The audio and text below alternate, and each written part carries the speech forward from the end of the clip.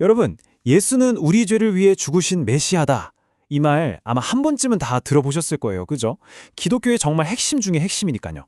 그런데 이 문장이 정확히 무슨 뜻인지 진짜 그 의미를 깊이 파고들어 본 적 있으세요? 오늘 바로 그 이야기를 좀 해보려고 합니다. 사도들이 목숨 걸고 전했던 그 복음의 진짜 속살을 한번 같이 들여다보시죠. 그래서 오늘은 크게 네 가지 덩어리로 이야기를 나눠볼까 해요. 첫 번째는 메시아라는 단어가 원래 무슨 뜻이었는지, 두 번째는 어떻게 죽음이 구원이 될 수 있었는지, 그리고 세 번째, 그 구원이 어떻게 내 것이 되는지, 마지막으로는 이미 그러나 아직이라는 좀 독특한 시간 개념까지 살펴보겠습니다. 자, 그럼 바로 첫 번째 이야기로 들어가 보죠. 메시아의 진짜 의미. 이게 원래는 평범한 직책명이었다는 거 아셨나요? 우리가 흔히 예수 그리스도라고 부르잖아요? 근데 사실 그리스도가 예수님의 성이 아니에요. 뭐랄까, 김철수 할 때 김 같은 게 아니라는 거죠. 그럼 대체 뭘까요? 바로 이 질문에서부터 모든 게 시작됩니다. 자, 어원부터 아주 간단하게 볼게요. 메시아, 이건 히브리어인데 뜻은 기름 부음 받은 자예요. 그리고 이 똑같은 단어를 당시 공용어였던 그리스어로 번역한 게 바로 크리스토스, 우리가 아는 그리스도가 여기서 온 거죠. 그러니까 메시아나 그리스도나 결국은 같은 말이란 얘기입니다. 근데 진짜 재밌는 건 지금부터예요. 이 메시아라는 단어의 의미가 시간이 지나면서 완전히 달라져요. 원래 구약 시대에는 그냥 기름 부음 받은 사람이라는 뭐랄까 좀 일반적인 직책명이었어요. 왕, 제사장, 심지어 이방인 왕한테도 썼으니까요. 그런데 이게 시간이 흐르고 시대가 어려워지면서 사람들이 간절히 기다리는 딱 한 명, 우리를 구원해줄 바로 그 사람, The One을 가리키는 고유명사로 의미가 확 바뀌어버린 겁니다. 엄청난 변화죠. 그러니까 당시 사람들은 뭘 기대했겠어요? 당연히 로마를 몰아내고 다윗 왕국처럼 위대한 나라를 다시 세워줄 그런 정치적이고 군사적인 영웅을 기다렸죠. 칼찬 왕이요. 그런데 예수는요? 완전히 달랐습니다. 그분이 메시아로서 보여준 가장 결정적인 행동은 놀랍게도 죽음이었어요. 나라를 구하는 게 아니라 인류의 더 깊은 문제, 바로 죄의 문제를 해결하기 위해 스스로 죽음을 택한 거죠. 사람들이 기대했던 메시아랑 실제 오신 메시아가 이렇게나 달랐던 겁니다. 정말 충격적인 반전 아니었을까요? 자, 그럼 여기서 자연스럽게 두 번째 주제로 넘어가게 되네요. 아니, 어떻게 죽음이 승리가 될 수 있다는 걸까요? 이 역설을 한번 풀어보겠습니다. 이 말을 한번 보세요. 그리스도의 죽음이 바로 그리스도 사건이다. 이게 핵심이에요. 초기 기독교인들한테 그리스도라는 단어는 죽음이라는 단어랑 거의 동의어였어요. 뗄래야 뗄 수가 없는 거죠. 왜?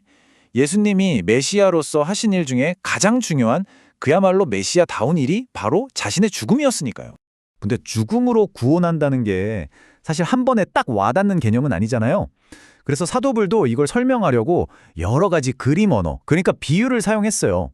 사람들이 잘 아는 개념들을 총동원한 거죠.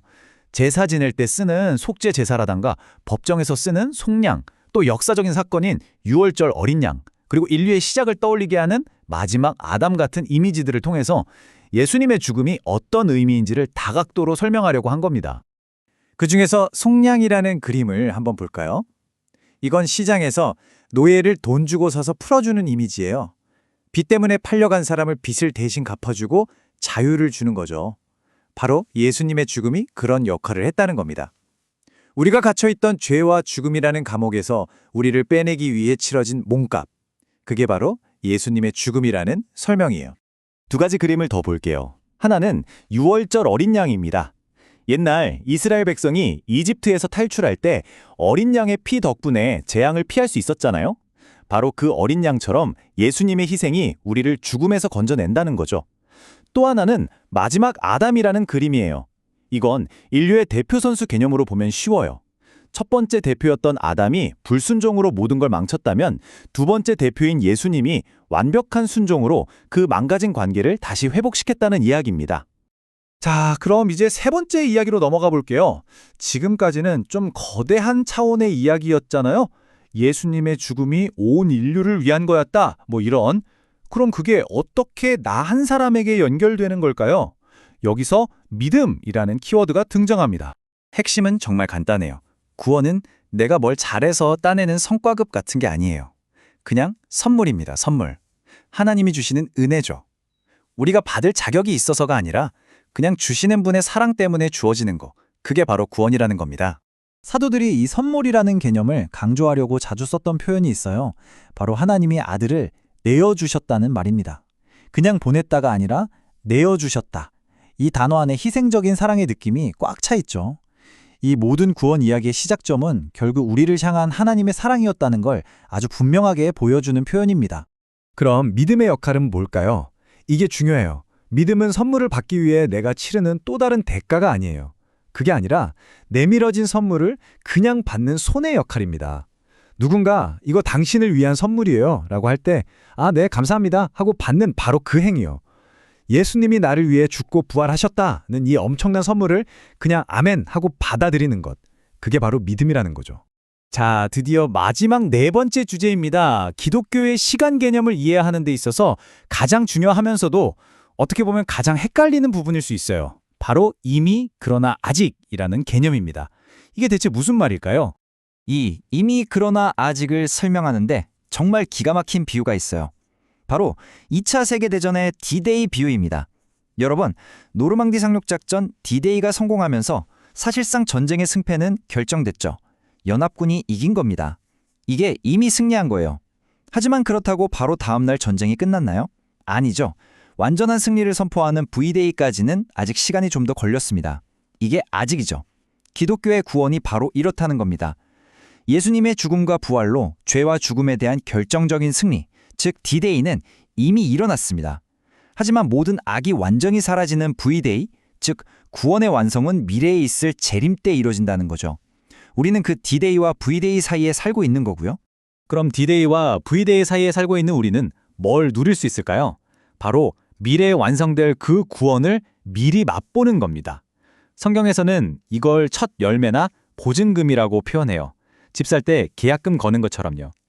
예를 들면 과거의 죄책감에서 자유로워지는 것, 하나님과 사람들 사이에서 진짜 평화를 누리는 것, 내 삶에 의미와 소망을 갖게 되는 것, 이런 것들이 바로 우리가 지금 여기서 맛볼 수 있는 구원의 샘플 같은 거라고 할 수 있습니다. 이런 관점에서 보면 죽음도 다르게 보입니다. 믿는 사람에게 죽음은 모든 게 끝나는 소멸이 아니에요. 오히려 사도 바울은 잠자는 것 같다, 혹은 그리스도와 함께 있기 위해 떠나는 것이라고까지 표현했거든요. 그러니까 V-Day, 즉 최종 부활의 날이 올 때까지 잠시 쉬면서 주님과 함께 기다리는 상태, 그게 바로 성도의 죽음이라는 겁니다. 자, 정리해볼까요? 결국 사도들이 전한 복음, 그 좋은 소식은 바로 이거였습니다. 인류의 가장 큰 적인 죄와 죽음과의 전쟁에서 예수님의 죽음과 부활을 통해 이미 결정적인 승리를 거두었다는 소식, 그리고 이 승리를 믿음으로 받아들이기만 하면 우리의 오늘이 바뀌고 영원한 내일이 보장된다는 놀라운 약속. 이 모든 이야기를 듣고 난 지금 여러분께 마지막으로 이 질문을 던지면서 마무리하고 싶습니다. 만약 죽음이 정말 모든 것의 끝이 아니라면 우리는, 그리고 나는 과연 무엇에 궁극적인 희망을 걸고 살아야 할까요?